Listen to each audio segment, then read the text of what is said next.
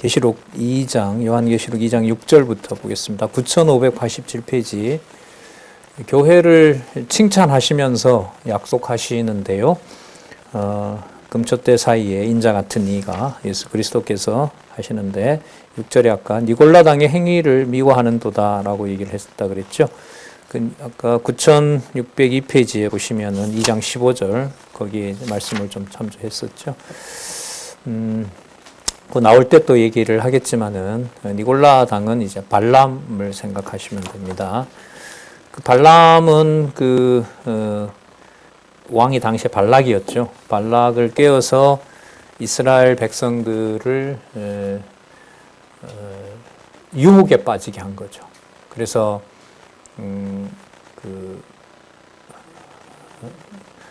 이스라엘 백성을 하나님이 보호하자 이제 그 다음에 계략을 내서 이스라엘 백성들이 아말렉 여인들하고 음행을 하도록 하죠. 그러니까 물리력으로 이제 발락에게 발락이 이스라엘 백성들을 오지 못하게 하자라고 했는데 나귀까지 동원하면서 하나님 막았습니다. 즉 하나님 섭리도 참 묘하시죠. 그 다음에 이걸 발람이 포기하면 좋은데 발람이 포기를 하지 않습니다. 포기하지 않고 그 다음에 한 일이 음행을 하는 겁니다. 이방신을 섬기게 하고 그러면서 그 대열을 흐트러 놓는 일을 하죠. 그럼 교회로 보면 비진리를 전하는 자들, 더 나아가면 음녀 권세와 연관이 된 자가 바로 이 니골라 당입니다. 다음에 또 한 번 설명을 하도록 그렇게 하겠습니다. 9588페이지에 보시면 나오죠. 구약시대 발람이 이스라엘 자손을 잘못된 길로 가도록 교훈했고요. 이제 음행하도록 유혹했던 자가 바로 니골라당 발람이라고 보시면 됩니다. 2장 7절 보겠습니다. 이기는 자에게는 생명나무 과실을 먹도록 한다고 약속합니다. 귀 있는 자는 성령이 교회들에게 하시는 말씀을 들을지어다. 예수님도 주로 사용하셨던 말씀이죠. 즐겨 사용하셨죠. 귀 있는 자는 들을지어다. 그러니까 이 말투가 누가 하시는 말씀이라는 거예요?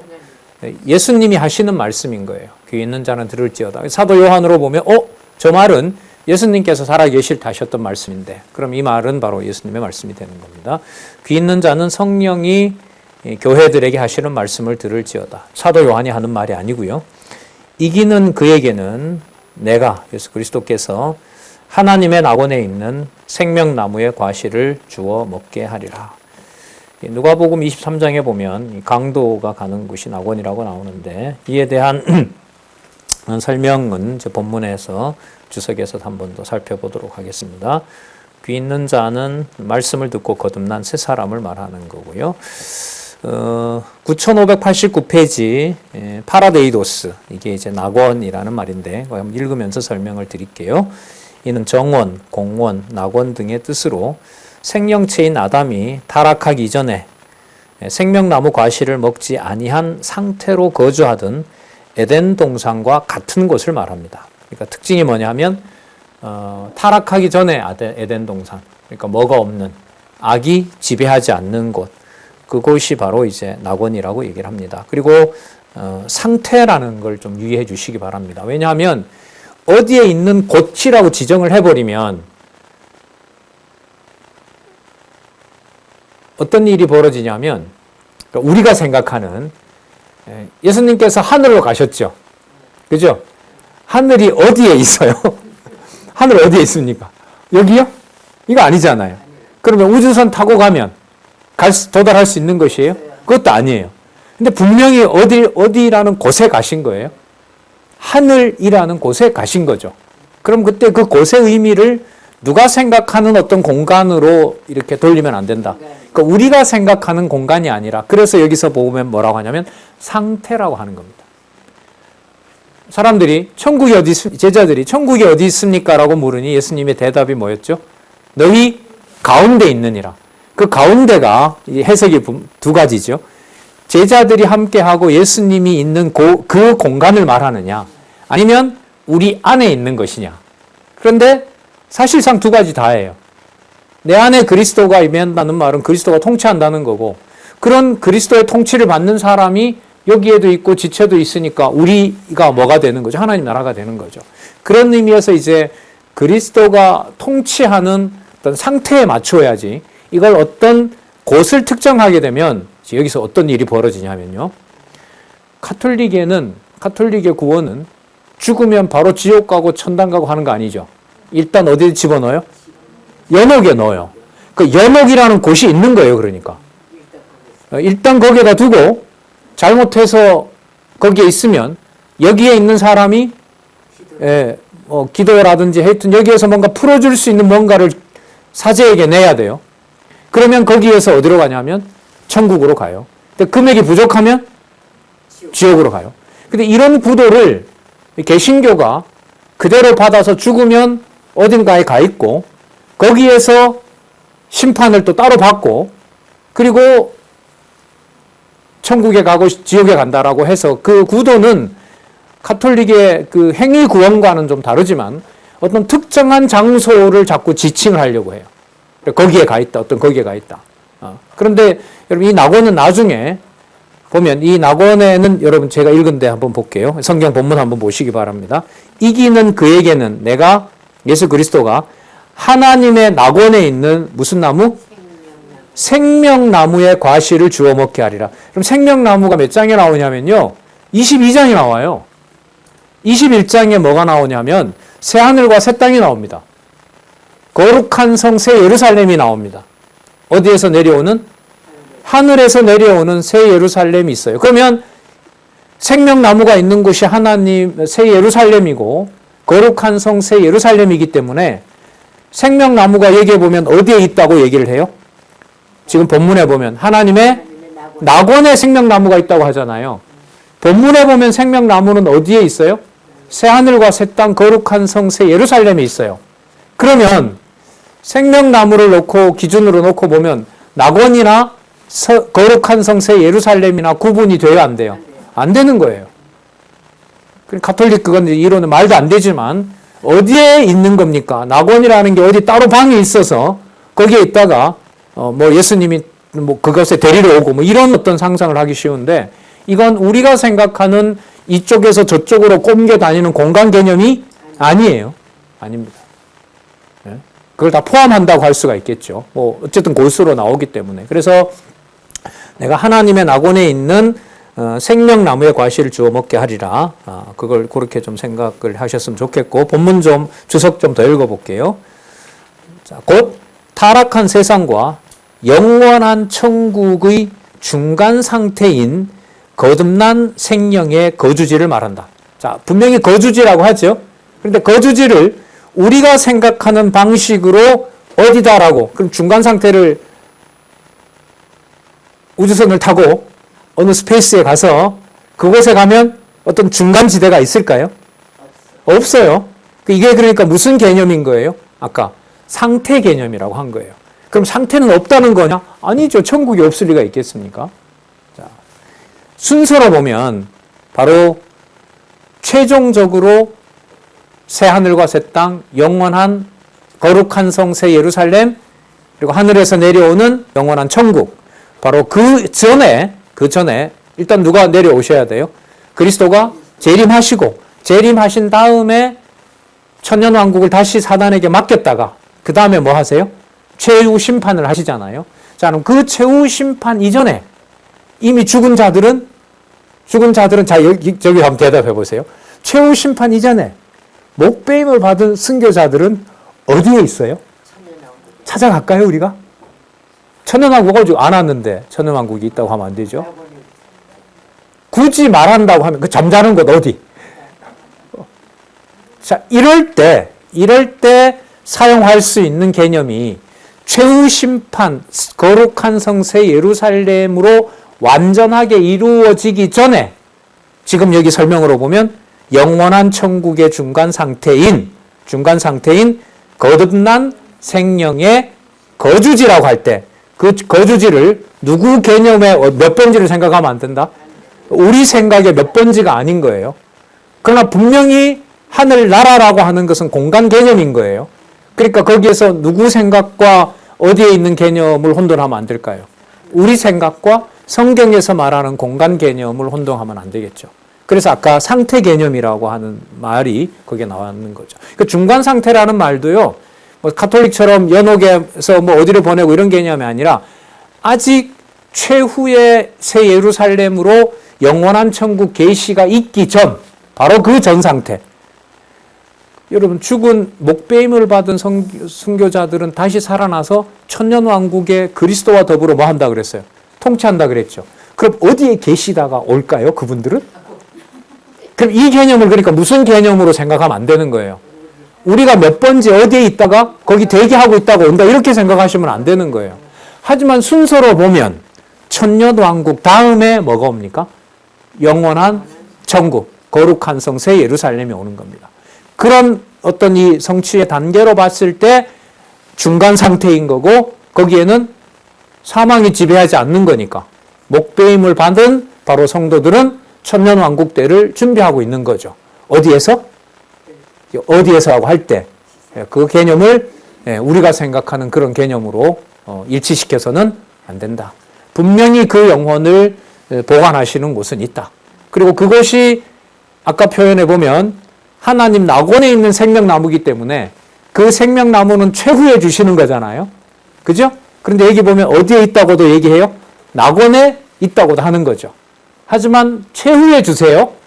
그러면 이 낙원 개념은 이 지상에서 말할 수 있는 개념이 아니고요. 어느 개념에 붙어 있는 개념이에요? 그렇죠. 거룩한 성 새 예루살렘에 붙어 있는 개념이므로 이 지상에서 말하는 몇 번지 어떤 곳으로 돌려놓으면 안 된다. 안 된다. 예. 자, 그 다음 더 볼게요. 그리고 생명나무는 에덴 동산 중앙에 있었던 것인데 그 과실을 먹는 자만이 영생하게 된다. 참고로 계시록 22장 2절, 14절, 19절에 나옵니다. 자, 같이 적어 놓으시면 낙원이라는 개념을 바로 계시록 22장 마지막 장 2절, 14절, 19절에 보면 나옵니다. 그 과실을 먹는 자만이 영생하게 된다. 그러므로 택함을 받은 자는 성령으로 거듭나서 살다가 육체가 죽으면 생령으로 낙원에 머물다가. 자, 여러분 이 개념으로 보면 분명히 뭐예요? 공간 개념이죠. 그죠? 그러나 영원한 천국, 거룩한 성 새 예루살렘, 새 하늘과 새 땅 개념으로 보면 어디에서 말하는 주소 개념으로 보면 안 된다? 이 땅에서 말하는 주소 개념, 그리고 어디에 안전하게 보호되는 그런 개념으로 이렇게 내려놓을 수 있는 게 아니다. 자, 그래서 상태 개념이다라는 말을 그만큼 그렇게 할 수 있는 겁니다. 생령으로 낙원에 머물다가, 자, 이건 최후에 생명나무의 과실을 먹고 영원한 천국에서 영원토록 살게 된다. 자, 그래서 공간을 얘기를 하지만 성경 본문에 있는 대로 하나님의 낙원, 공간이죠, 분명히. 하나님의 낙원에 있는 생명나무 과실을 주워 먹는다. 과실도 여러분 구체적인 물건 아닙니까? 근데 지금 이거 어디 가서 살 수 있어요? 살 수 있어요? 없어요? 근데 이게 허황된 겁니까? 공허한 거예요? 아니죠. 그게 뭔데요, 그러면? 생명나무 과실이 뭐예요? 생명 대신 말씀 아닐까요? 그렇죠. 하나님의 말씀인 거예요. 그럼 말씀이 글로 보는 정보이냐? 아까 금초대 사이에 거닐고 계시는 인자 같은 그 자체를 말하는 하나님의 말씀 주 예수 그리스도라고 하셨으니까요. 그걸 말하는 것이냐? 바로 그 말씀의 권위를 말하는 겁니다. 예. 자, 그래서 생명나무의 과실, 하나님의 낙원에 있는 생명나무의 과실을 예수님이 낙원을 얘기하셨고 그 낙원을 요한계시록에 오면 뭐와 연관시킨다? 영원한 천국, 최종적으로 완성될 영원한 천국에 대한 계시로서 확정짓는 것이다. 자, 그걸 여기서 우리가 확인할 수 있습니다. 자, 그다음 환난과 궁핍 속에서 부요한 서머나 교회에 대해서 계시하시는 말씀이 나타나는데, 자, 두 번째 서머나 교회에 대해서 살펴보겠습니다. 먼저 환난과 궁핍함을 위로하시고요. 그 다음에 환난을 예고하여 약속하는 내용이 나타납니다. 오늘 계속 강조드리는 것은 아까 생명나무 과실도 나왔지만 그게 언제 기다리다가 막 맛있게 따먹는 이게 아니에요.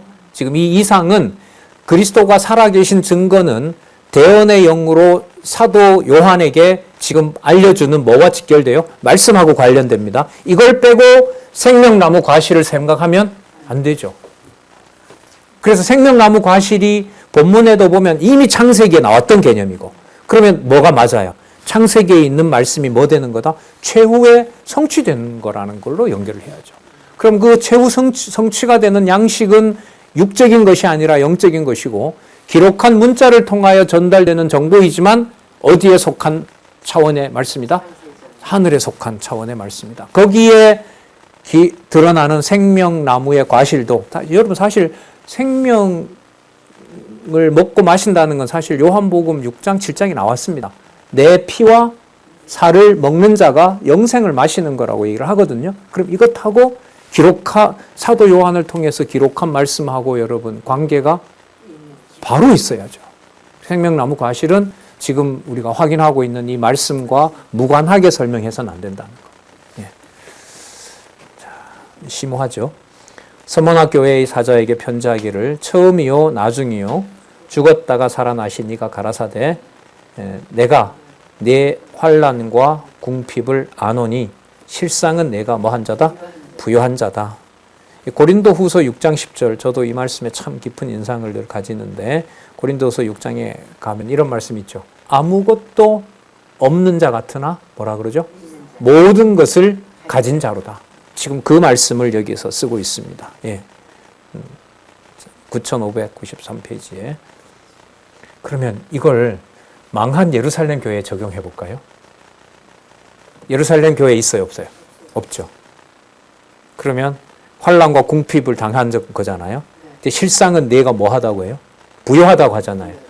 예루살렘 교회가 부한 건 뭘까요? 이 망했는데, 끝났는데, 수십만이 죽었는데, 뭐가 부요해요, 거기에? 그 말씀이 어디 있어요? 아무도 없는데, 전해줄 자도 없고, 전달된 자도 없는데. 어디 얘기가 아니에요, 이거. 어디 이 얘기가 아니에요. 이 땅 얘기가 아니에요. 그럼 무관할까요? 그것도 아니에요. 그런 의미에서 공간 개념을 보자고요. 이 예루살렘은 회복이 되어서요. 그 다음 넘어가면 6장에 가면 12지파와 함께 14만 4천이 등장해요. 그럼 그들은 어디가 있어요? 종적으로 보면 벌써 열왕기 시대 때 다 없어졌는데? 없어요. 12지파가 어디 있어요? 그리고 남아있던 예루살렘도 뭐예요? 없어요. 근데 지금 성경은 뭐라고 하냐면 환난과 궁핍이 뭐 하다는 거예요? 부요하다는 거예요. 뭐가 도대체 부요한 거냐 말이죠. 그럼 분명히 있긴 있지만 누가 생각할 수 있는 차원의 장소와 상황은 아니에요. 그렇죠. 이게 이 말씀을 사도 요한을 통해서 기록한 이 말씀을 받는 아시아 교회의 입장에서 보면 분명히 건너편 예루살렘에는 아무도 없단 말이죠. 그리고 지금 이 고난을 당하는 서머나 교회에도 그렇게 환난과 궁핍은 굶어 죽는 겁니다. 쉽게 말하면. 그러면 이 환난과 궁핍 가운데 외부의 환난과 그 먹지 못해서 이렇게 죽어가야 되는 그런 극심한 그 고통 상황에서 부요함이라고 하는 것은 우리가 1장 1절에서부터 지금 2장 9절까지 오는 동안 그 부요라고 하는 것은 어디에서 오는 부요를 말하는 걸까요? 그리고 또 사도 요한을 통해서 기록한 말씀을 빼고 설명을 그러면 간단하게 말하면 뭘 받는 거니까 가난하다 하지 말라. 말씀 받는 거니까 더 이상 가난하다 하지 말라는 얘기예요. 이게. 고린도후서 6장 10절에 속이는 자 같으나 내가 참되고 쭉 나오잖아요. 그리고 제일 마지막이 아무것도 없는 자 같으나 모든 것을 가진 자로다. 그럼 그게 여러분 영적인 것과 육적인 관계에서 우리가 생각하는 육적인 상황에서에다가 영적인 것을 뭐 하지 마라. 섞을 생각을 하지 말라는 거죠. 그걸 누가 합니까? 라고 묻는다면 그게 바로 내 능력이다는 거죠. 이건 내가 주겠다. 그리고 아까 보시면 죽도록 충성하는 자에게 무슨 과실을 준다 그랬죠? 하나님의 낙원에 있는 생명나무의 과실을 준다고 했습니다. 그래서 하나 제안을 드리면요. 아시아 7교회의 이해는 논리적으로 이해하셔야 됩니다. 7가지가 아니라 그 순서대로 계시하시는 것에 목적이 있기 때문에 복습을 하실 때 이제 이런 구도겠죠. 에베소 교회에 이런 말씀을 하셨으므로 서머나 교회에 이런 말씀을 하시고 그 다음에 뭐죠? 뭐가 뭔가요? 버가모 교회에 이런 말씀을 하시고, 그 다음에 두아디라 교회에 이런 말씀을 하시고, 사대 교회에 이런 말씀을 하시고, 빌라델피아 교회에 이런 말씀을 하시고, 라오디게아 교회에 이렇게 말씀을 하신다. 그 논리적 연결이 야곱의 사다리 개념으로 보면 이 지상에 있는 교회가 아닌 어디 차원으로 데려다 놓는 과정이다. 하늘에 속한 교회를 보게 하는 거고, 그걸 요한계시록은 교회 승리라고 하는 말씀으로 얘기해 주고 있는 겁니다. 그러니까 환난과 궁핍을 더 이상 분리하고 부정적이고 없어져야 될 것이 아니라 무슨 증거가 된다? 부요함의 증거가 된다. 그러니까 말씀만, 계시의 말씀만 이 땅에서 공급받을 수 있는 교회라면 짐승 권세와 음료 권세가 다 지배한다 하더라도 무슨 귀만 있다면, 무슨 듣는 귀, 하늘에 속한 말씀을 듣는 귀만 있다면 아무 문제가 없고, 그걸 교회에 뭐라고 부른다? 승리라고 한다는 거예요. 맞는지 아닌지 여러분들도 같이 확인해 가셨으면 좋겠습니다. 자, 2장 9절. 그런데 이 교회에, 버가모 교회에, 서머나 교회에 회방하는 무리인 사단의 회가 있습니다. 여기에 9장 하반절, 자칭 유대인이라 하는 자들의 회방도 안다. 그 다음에 실상은 유대인이 아니요. 무슨 회라? 사단의 회라. 회가 교회예요. 사단이 모이는 집회라는 거죠. 그리고 아까 니골라당이 있었죠. 그리고 상황으로 보면 환난과 궁핍함이 몰려오죠. 그 상황에 위로자인 척하는 그들이 무슨 회이다? 사단의 회인 거예요. 사단의 회. 거짓 교훈으로 이제 유혹하는 자들인 겁니다. 거기 보면 그리스도를 대적하는 아사악한 영, 곧 사단의 지배를 받는 자들의 모임이다. 사단의 회의 성질은 히브리서에서부터 유대주의자들, 그 다음에 또 세속주의자들, 또 적그리스도인 자들, 바로 그들이 사단의 회라는 거 연결이 쫙 이제 되는 거죠. 그러니까 무장시켰을 때 히브리서도 그렇고 베드로후서도 그렇고 야고보서도 그렇고, 야고보서에 여러분 기억하시죠? 하나님이 한 분인 줄 누구도 듣고 떤다? 사단도 듣고 떤다는 거예요. 떨지만 사단은 하나님을 아버지로 부르고 아버지라고 경배할 수 있어요, 없어요? 없어요. 그러니까 말씀 앞에 두려워 떤다는 것으로도 하나님 자녀가 되는 건 아니에요. 이게 얼마나 엄격합니까? 그러면 떨 뿐만 아니라 그 말씀이 생명의 양식이 되고자 한다면은 사도 바울이나 베드로가 보낸 그 편지를 누가 보낸 편지가 아니라, 그들이 보낸 편지가 아니라, 자, 요한계시록 넣어볼까요? 어디에 계신 누가 자신이 이 땅에 온 경우가 말씀인 거예요? 하늘에 계신 금촛대 사이를 거느리고 계시고 교회의 주인이 되신 인자 같으신 이가 이 땅에 온 그 사건과 거기서 보내는 말씀과의 차이가 있다 없다? 없다는 거예요. 이게 성경권입니다. 이 성경권이에요. 이걸 다 밝혀놨다는 거예요. 이 성경신학이. 자, 사단의 회냐? 진리의 모임이냐는 걸 누가 결정할까요, 그러면? 다시 질문 드릴까요? 우리가 요한계시록의 진리를 배우러 왔다. 요한계시록의 진리의 말씀이 우리를 모았다.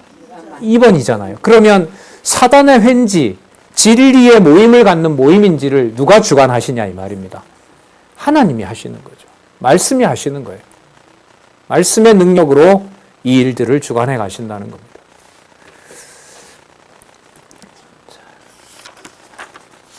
2장 10절에서부터 11절, 환난을 예고하며 약속함. 먼저 교회 사자에게 고난을 두려워 말라며 볼까요? 받을 환난을 뭐예요? 예고함. 뭐 받는다? 네, 사단의 회나 환난과 궁핍으로 인해서 뭘 받게 된다? 고난을 받게 된다. 근데 그 고난을 아까 뭐라고 얘기를 했죠? 부요하대요. 부요해요. 참 좀 굳이 설명을 하면 이 지상에 있는 거 아무것도 지을 수 없게 하고 어디에 있는 것만, 누가 보낸 것만, 사도 요한이 보낸 것만 잡게 된 그걸 부요한 거라고 말씀하시는 거죠. 내가 장차 받을 고난을 두려워 말라. 볼지어다 마귀가 장차 너희 가운데 몇 사람을 옥에 던져 시험을 받게 하리니 너희가 10일 동안 환난을 받으리라. 구체적인 상황까지 다 알려줍니다. 이루어졌겠죠. 말씀이니까. 그러나 환난 가운데서 충성스럽게 될 것도 약속을 합니다. 10절 하반절 내가 죽도록 충성하라. 그리하면 내가 생명의 면류관을 얻으리라. 이게 여러분 디포넌트 동사거든요. 그 밑에 번역을 한번 보시면은 두 번째 달랑 밑에서부터 하나, 둘, 셋, 넷, 다섯 번째 너는 죽음에 이를 정도로 충성스레 될 것이라. 이게 여러분 디포넌트 동사입니다. 내가 하는 것이 아니라 네가 하라는 말로 자 보시면 충성하라. 그러면 내가 생명의 면류관을 내게 주리라 이렇게 나오는데 바로 죽도록 충성을 우리가 하는 게 아니고 이게 뭐로 되어 있다? 디포넌트 동사로 되어 있다. 말은 능동으로 하지만 누가 하게 하신다? 하나님이 하게 하신다. 그게 여러분 디포넌트 동사인 겁니다. 자, 너는 죽음에 이를 정도로 충성스럽게 될 것이라. 오직 뭐만 의지하고 말씀만 의지해서 그 환난과 궁핍 가운데 그리스도가 계신 것과 보낸 말씀이 있는 것의 차이가 요한계시록에서는 여러분 있다 없다? 없어요. 요한계시록에서 말하는 문자는 전부 어디에 이게 다 이게 뭐라 그래요? 도색? 어디에 다 속하도록 정화된 걸까요? 하늘에 있는 걸로 다 정화가 된 겁니다. 아까 거기에 누가 계셨어요? 성부, 성자, 성령 하나님이 계셨고 그 교회가 있었고 교회 인자 같은 이가 있고 인자 같은 이는 이 땅에 육의 몸으로 오신 분이고 그분이 와서 말씀을 하셨고 그 말씀을 기록한 것을 이상 중에 보여줌으로써 기록한 모든 문자가 어디에 있는 생명나무 열매로 만들어버렸다? 하늘에 있는 생명나무의 열매로 만들어 놓은 것이 하나님이 지켜가시는 성경의 권위다. 이걸 성경신학을 통해서 하나님이 드러냈다. 네.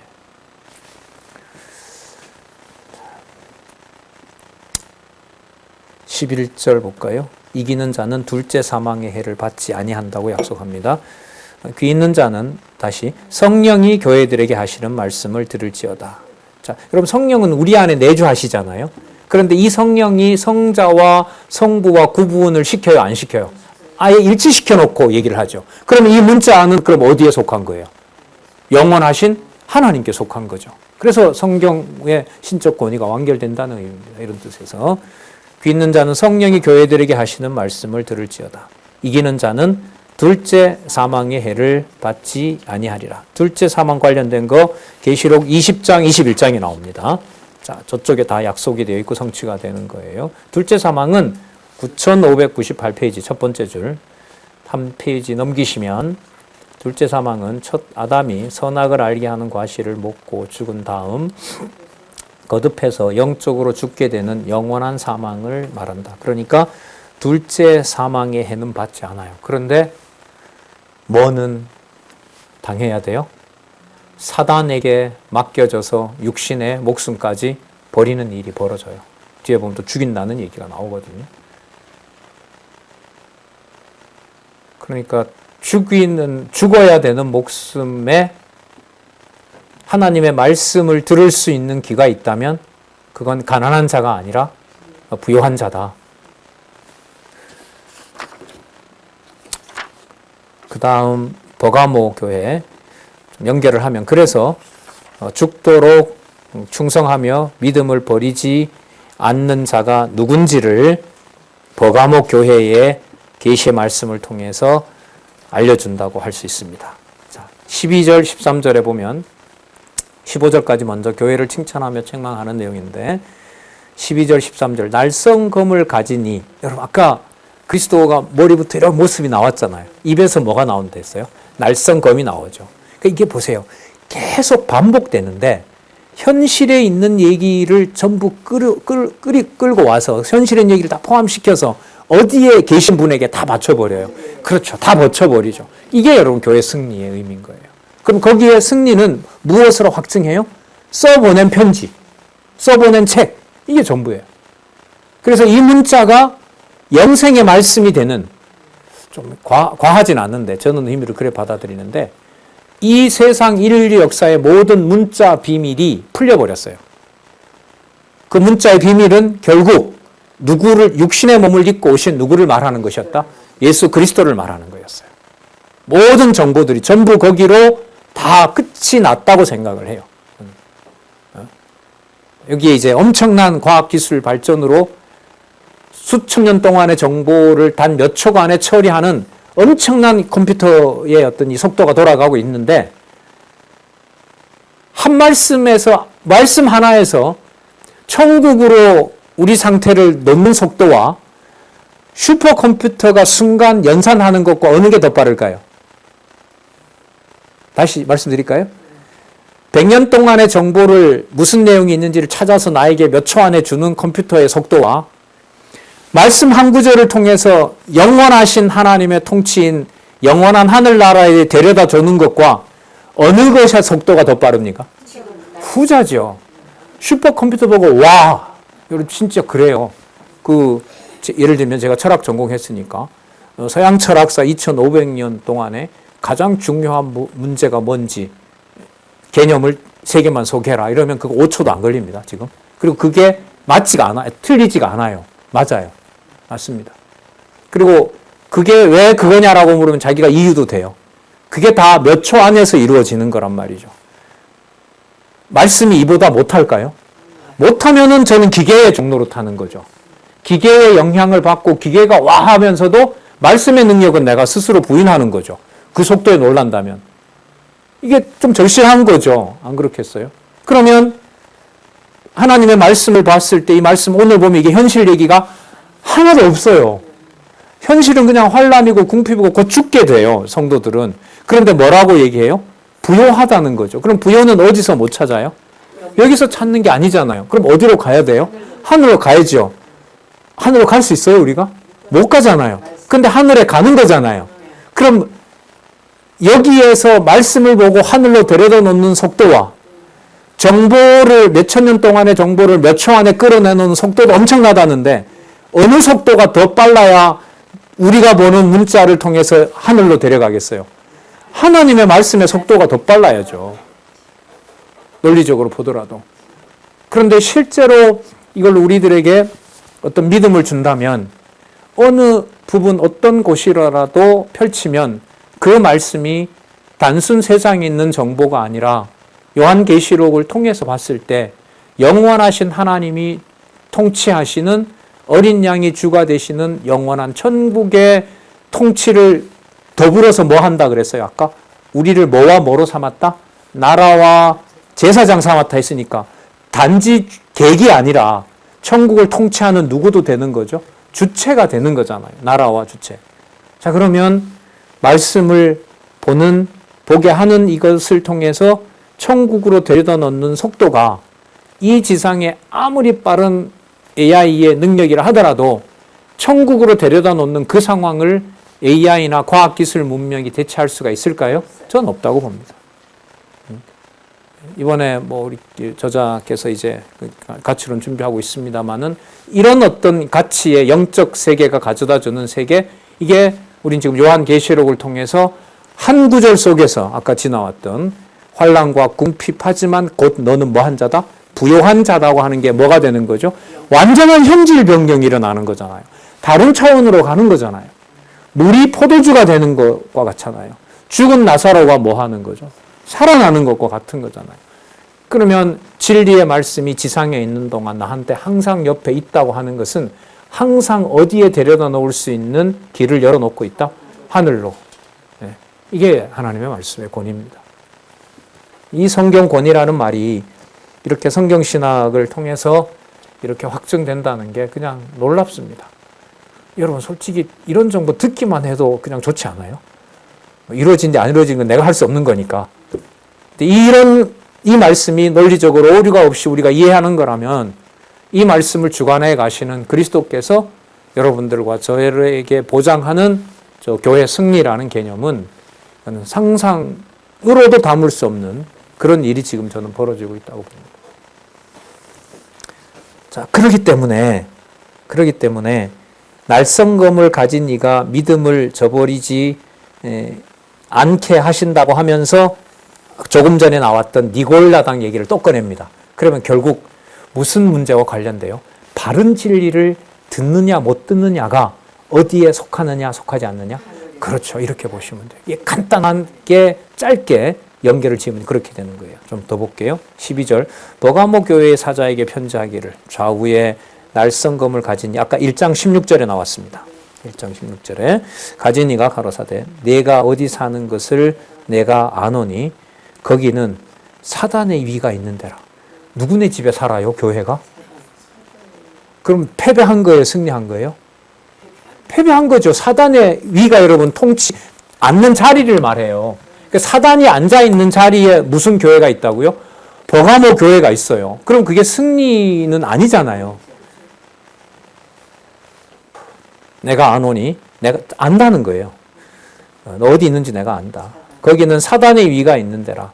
내가 내 이름을 굳게 잡아서 내 충성된 증인 안디바가 너희 가운데 곧 사단이 거하는 곳에서 죽임을 당할 때도 나를 믿는 믿음을 저버리지 아니하였다. 그럼 부요가 뭘까요? 뭘 빼앗기면서 누구한테? 사단한테. 사단이 죽여요. 그러니까 사단이 목숨을 죽입니다. 사단이 죽이는 그 자리가 안디바의 믿음을 확증해주는 저버리지 않는 자리가 된다는 거죠. 그런 의미에서 요한계시록은 승리를 말합니다. 그럼 어디에서 말할 수 있는 승리는 없어요? 하나도 없어요. 진짜 조금도 없어요. 뭐와 함께하고 일단 안디바에게 말씀이 함께하고 전해준 말씀이 믿어지는 거잖아요. 그리고 앞뒤 돌아봐도 나를 구해줄 수 있는 건 아무것도 없고 사단이 나를 죽였고 하지만 그 자리가 무엇을 저버리는 자리가 될 수는 없다. 믿음을 저버리는 자리. 그러면 믿음은 어디에 속해요? 하늘에 속한 거죠. 그러니까 앞부분에 마태복음부터 나왔던 로마서에 나왔던 모든 믿음의 비밀도 믿음이라는 낱말도 요한계시록에 오면 전적으로 영원하신 하나님과 함께 나라와 백성된 성도의 상태를 말하는 것이 바로 뭐냐면 믿음이다. 누가 에워싸도 못 이긴다? 사단의 통치가 일어나고 결국 죽여도 건들 수 없는 것이 바로 뭐냐 하면 믿음이다. 그럼 여러분 이걸 생각하고 요한계시록에 이 믿음을 생각을 하고 믿음은 바라는 것들의 실상이요 보지 못하는 것들의 증거라고 보면 아벨이 형한테 맞아 죽어도 되죠.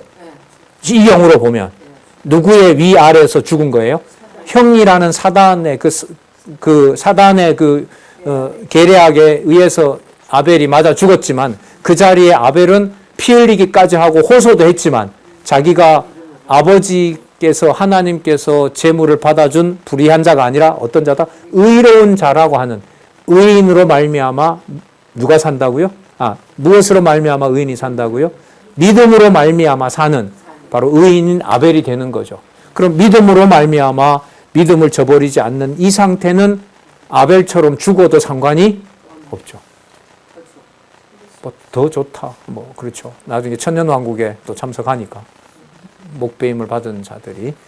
그러니까 저는 이제 이렇게 진짜 정리가 안 되는 게 마음으로 받아들일 수 없는데 이 순수한 믿음의 100%를 가지고 살았던 그 천년왕국을 다시 또 누구에게 맡긴다? 사단에게 맡긴다. 이 설정이 안 되는 거예요. 그 말은 이 지상에서 기록한 말씀에 뭔가 비견할 만하고 이 말씀으로 뭔가 대체할 만한 것을 지상에서 교회라는 이름에서도 찾을 수 있는 게 있다 없다? 찾지 말라는 거예요. 찾지 말라는 거예요. 그럼 뭘 말하느냐? 네 말 하지 말라는 거지. 뭘 말하고 도대체 우리가 뭘 하란 말이냐? 하지도 말고 말하지도 말라. 그럼 뭐가 다 세우고 뭐가 다 심판한다? 말씀이. 그 말씀의 일치는 요한계시록 우리가 1장에서부터 지금까지 확인할 때 어디에 있는 말씀이다? 하늘에 속한 권위, 누구 그 자체이다? 영원하신 하나님 그 자체와 말씀이 구분되지 않는다. 그게 이 지상에 우리들 눈앞에 있는 문자로 기록된 말씀이다. 그래서 여러분 골로새서에 그거 나왔죠. 이제는 죽이는 의문의 법이 아니다. 그러니까 모든 글자를 하늘에서 연관을 짓지 않으면 모든 법은 글자는 누구 좋은 방식으로 이해가 돼요? 우리 좋은 방식으로. 제일 좋은 정보, 내 계좌에 찍혀 있는 금액. 그게 가장 좋잖아요. 그죠? 동그라미가 붙으면 붙을수록 좋은 거. 네. 아, 진짜 제가 누굴 만나면 진짜 살기 싫더라고요. 와, 1년 내내 벌어도 그 아파트 반평을 못 사. 한 평 1억이니까. 아, 진짜 살맛 안 나더라고요. 뭐, 경제는 걸 떠나서. 근데 그 동그라미가 모든 가치를 결정하는 시대에 살고 있잖아요, 우리가. 그런데 그 동그라미와 비교할 수 없는 동그라미가 우리가 보고 있는 뭐다? 아, 그래요? 생각은 정리가 되는데 마음은 아직 이게 안 가라앉혀져. 열받은 게 안 빠져나가더라고. 그럼 별 수 없는 거죠. 그죠? 별 수 없다는 게 그 말씀의 정보를 사단도 알고 떠니까 나도 그걸 정보가 있는 줄 알아. 근데 그게 나한테 그런 가치로 역사하고 임하는 것은 내 의지에 조금이라도 보태서 할 수 있는 게 없다는 증거가 되는 거죠. 그 한탄이라는 게 한탄과 실망과 좌절이라고 하는 게 마땅한 거고요. 그 정도가 아니라 여기는 사단의 위에 맡겨서 누구죠? 안디바를 결국 누가 보는 앞에서 누가 죽이는 거예요? 내가 안다라고 하니까 하나님이 보는 앞에서 사단의 통치가, 사단의 권력이 누구를 죽여요? 안디바를 죽이는 거예요. 그런데 뭐라고 하시냐면 믿음이 저버려지지 않는데요. 그럼 이때 믿음은 전적으로 하늘에 속한 믿음이고 전달되는 정보도 어디에 있는 것이어야 된다? 하늘에 있는 것이어야 된다. 그러면 여러분 도대체 우리가 그동안 40여 년 동안 말하는 말씀 운동이라는 그 의미가 뭔지 되새겨 봐야 될 시간인 거죠. 계시록과 함께. 여러분 이 말씀의 권위가 마치 다시 돌아가서 창세기를 읽든 또 시편에 해당하는 뭐 어디죠? 시편 처음이 욥기에서 1장 1절을 읽던 에서 첫 부분을 읽던 큰 틀에서 마태복음을 읽든 그다음 사도행전 1장 12절에서부터 읽던 그 전부 주어가 누구예요? 구약은 여호와께서, 신약의 앞부분은 예수께서, 그다음에 성령께서. 그게 아까 나왔잖아요. 성부, 성자, 성령 영원하신 말씀인 거고 그 말씀은 기절했던 사도 요한에게 적어라. 그러니까 그 기록에 대해서 사도 요한이 손을 댄 건 있어요? 없어요? 없잖아요. 지금 계시록은. 그럼 나머지 기록은 사도 바울이 좀 신경을 써서 작문을 하고 하나님이 교정해 준 걸까요? 아니죠. 그건 말씀의 본질이 아니죠. 그 말은 그게 분리가 된다면 사도 요한 신학이 따로 있고 사도 바울 신학, 그렇게 되면 말씀의 권위는 그 시간 끝나는 거죠. 그래서 우리가 요한 계시록에 나타난 교회를 위한 계시에서 그 교회를 위한 계시가 문자로 기록된 것은 그 교회가 전적으로 그 성도들이 나라와 제사장이 된 성도들이 누구와 일치되어 있다? 영원하신 하나님과 일치되어 있다. 그걸 마태복음에서 뭐라고 부르냐면 임마누엘이라 그래요. 그게 임마누엘이에요. 예, 하나님이 우리와 함께 계신다. 그 비밀이 진리의 말씀인 이 문자가 어디에 계신 하나님과 일치시켜버렸다? 하늘에 계신 영원하신 하나님과 일치시켜버린 거예요.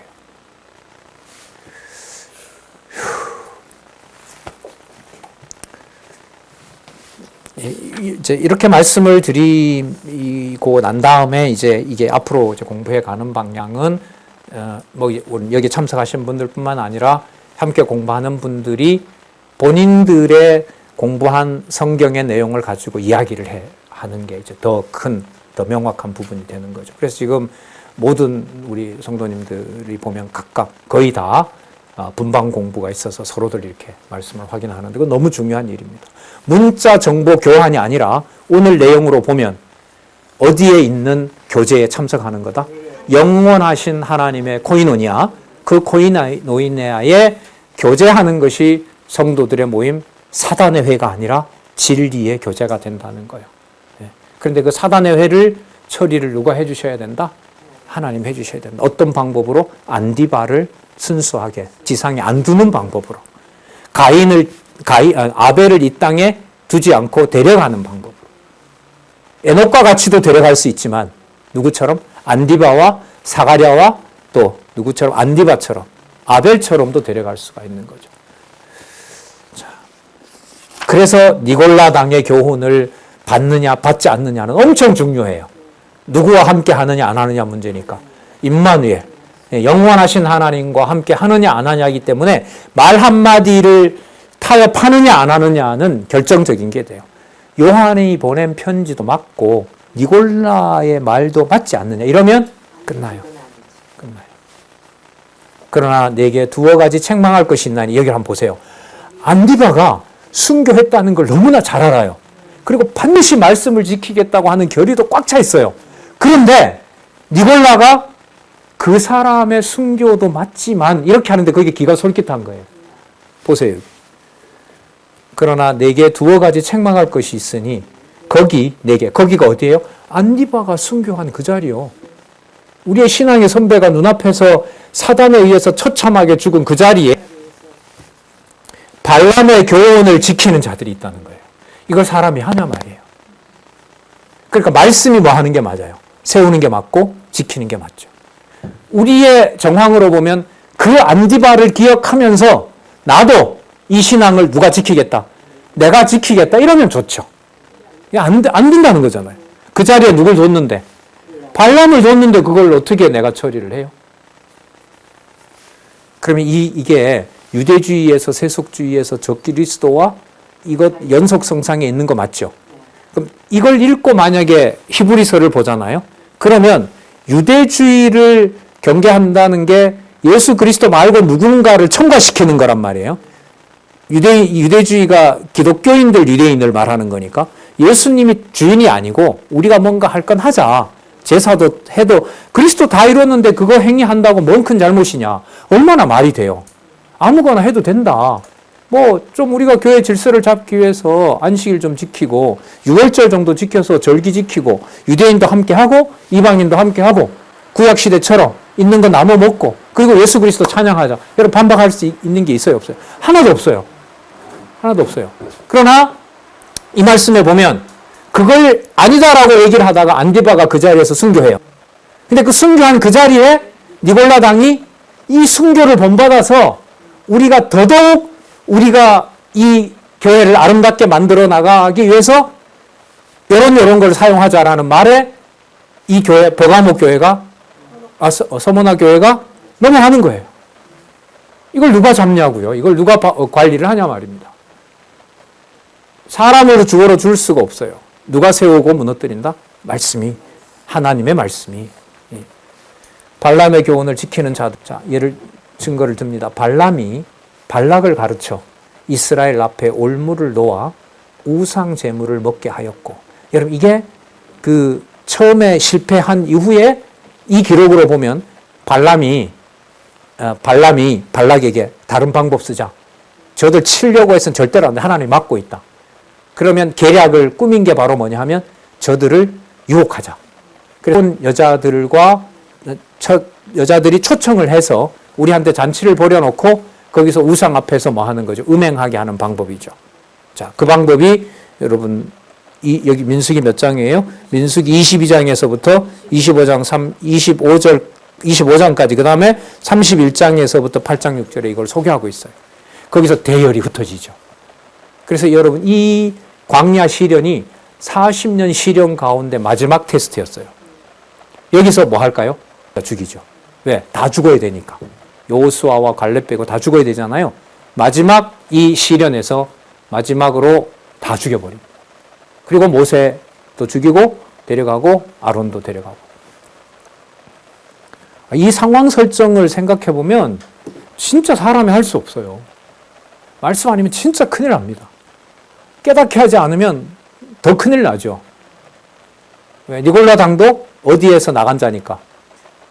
우리 회에서 나갔고 무슨 회라고 그랬어요? 사단의 회인 거잖아요. 사단도 듣고 떤다고 했으니까. 올무를 놓아 우상의 제물을 먹게 하였고 또 행음하게 하였느니라. 이와 같이 내게도 니골라 당의 교훈을 지키는 자들이 있도다. 자, 역사적으로 좀 보면요. 요한계시록, 요한 1서, 3서 기록할 때 그 영지주의자들이 적그리스도였거든요. 요한 1, 2, 3서에 보면 영지주의라고 나오죠. 그 영지주의자들은 크게 두 부류라고 생각하면 됩니다. 율법 폐기론자예요. 그러니까 자기 멋대로 막 살아도 돼요. 그러니까 아까 어떤 논리를 만드냐 하면 안디바가 이렇게 지켰던 거, 그가 평소에 우리 보고 이런 말씀을 꼭 지키면서 살라고 했으니까 안디바를 기념해서 우리 다음 주 일요일 날 유대인도 함께 오게 우리가 안식일 날 모여서 안디바를 기념하면서 우리 교회를 아름답게 앞으로 지어가자. 여러분 반대할 사람 있을까요? 없어요. 죽은 안디바를 바탕으로 얘기를 했는데 누가 거기를 거부를 해요? 예. 자, 그러면서 그 유혹한 바로 그 자리에 이제 니골라 당의 말이 그럴듯하게 여기는 자들이 그곳에 오는 거죠. 그래서 이거는 그래도 유대인들이 지키던 이런 음식 먹는 거 아니냐라고 얘기를 하면 상관없다. 그리스도가 다 이루었기 때문에 우상 제물이라도 고리면 우상 제물도 얼마든지 우리가 뭐 할 수 있다? 먹을 수 있다고 하지 않느냐. 그래, 먹어도 된다. 바로 이게 영지주의자 중에 법회기론자들. 그래서 자기 소욕대로 하고 싶어서 다 하는 것이 뭐와 관계없다? 진리와 무관하다. 진리는 어디에 있는 거니까. 여러분 요한계시록에서 오늘 나온 말씀에 보면 말씀이 하늘에만 머물러 있어요. 구체적으로 이 세상을 지배해요. 그러니까 법이 하는 건 명백한 적그리스도인 거죠. 그 다음에 이제 이 방종이 너무 격해지니까 견딜 수 없는 자들이 뭐 하냐면 율법으로 다시 돌아가요. 저건 아니지. 저건 아니야. 적어도 저렇게 해서는 안 돼. 그러면 그 규율들을 잘 지키고 사도들이 뭐라고 했는지 우리가 잘 지켜야 돼. 그러면 이게 뭐가 돼요? 율법주의로 다시 돌아가게 돼요. 이게 다시 유대주의가 되는 거예요. 그러니까 이 선택을 어떻게 할 수가 없어요. 하나님이 지금 만들어 놓은 상황으로 보면 보내는 말씀이 아니고는 이 상황으로부터 벗어나서 하나님과 교제할 수 있는 상황은 불가능해요. 자, 그렇다면 말씀이 지속적으로 여러분들과 저에게 어디를 펴더라도 오류 없이 좀 생각하고 더 본다면 진리의 말씀으로 우리의 모든 육신적인 조건을 떠나서 이해해 갈 수 있는 길을 열어준다는 것은 이건 엄청난 사건입니다. 사건이에요. 사건은 내가 컨트롤할 수 있는 게 아니라는 게 사건입니다. 예를 들면 임진왜란이 사건이잖아요. 왜? 조선이 컨트롤할 수 있었던 거예요? 아니죠. 역사적으로 그렇게 될 수밖에 없는 필연성을 가질 때 그걸 우리는 뭐라고 부르냐면 사건이라고 부릅니다. 성경은 그걸 뭐라고 하냐면 계시라고 해요. 계시의 사건이라고 하고 더 간단하게 계시의 말씀이라고 하는 거죠. 자, 시간이 지났네요. 몰랐습니다.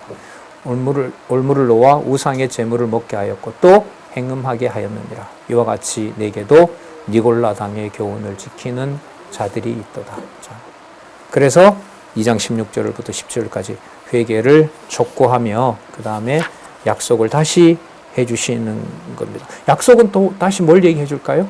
만나 내린다 그래요. 그럼 말씀 맞죠? 17절에 가면 내가 감추었던 만나 준다 그래요. 그럼 맞네요.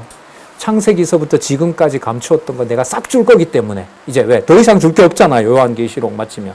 그 내용이 그 놀라운 말씀이 여러분 16절, 17절로 이어집니다. 자, 진짜 다시 이렇게 요한계시록 왔는데요. 너무너무 놀랍습니다. 말씀의 권위, 정황무한 말씀의 비밀의 계시의 역사가 일어난 바로 그 시대에 우리가 살게 됩니다. 두렵고 떨리고 감사하고 그런 마음으로 다시 우리 진리를 확인하는 시간 가졌으면 참 좋겠습니다. 기도하겠습니다. 하나님 아버지 감사합니다. 감당할 수 없는 말씀을 듣게 하시고 또한 서로 확인할 수 있게 해주시고 귀한 동역자들과 진리 안에서 교제하는 놀라운 축복 가운데 있음을 다시 한번 감사드립니다. 간절히 원하옵나니 이 진리의 말씀 하나님께서 온전히 주관해 주셔야 왜곡되지 않고 내 욕정대로 쓰지 않고 나의 이익을 위해서 쓰지 않습니다. 간절히 원하옵나니 진리의 말씀이 우리를 주관하여 주시옵소서. 진리의 말씀 더욱 사랑하는 귀한 동역자들로 보호해 주시옵소서. 예수님의 이름으로 기도드렸습니다. 아멘.